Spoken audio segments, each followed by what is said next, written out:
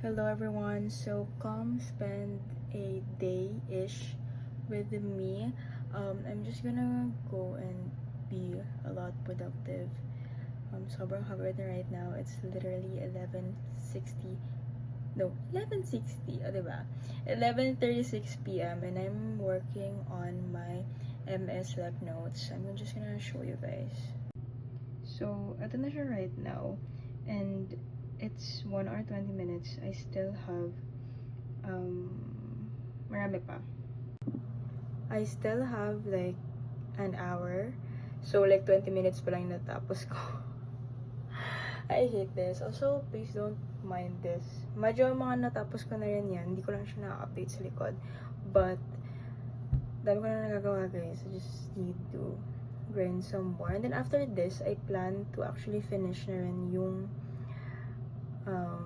MS Lab notes ko. So, I'm gonna read through the book and then put yung information dun sa notes namin. And then, mag-catch up na tayo with NMAC review because ang dami ko pa yung catch up. Mock midterms exam na namin bukas. But, I'm probably not gonna take that kasi or I'm gonna take it for fun. Pero, kulang pa kasing inaaral ko dun guys. So, ang dami ko pa kailangan i-catch up. Busy schedule ahead.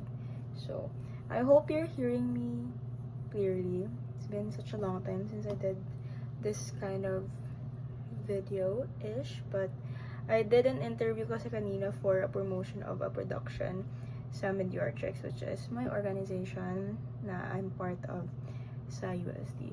And I was the one who's interviewing people and I had a parang na-miss ko pala mag-vlog or mag-film ng ganitong stuff. So,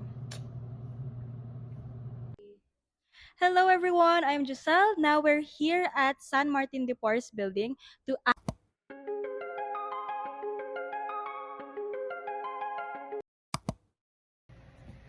hello everybody, long time no see.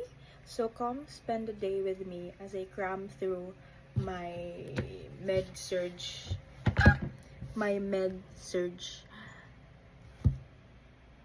quiz files. I have 7 pages for neuro quiz and then 15 pages for MS quiz. We've already taken this up for an exam, but that was 2 weeks ago and I've forgotten like half of the materials. So let's get into it. Let's cram it. I need to finish everything by 3:30ish because there's a game of NU versus LaSalle and I hope LaSalle wins.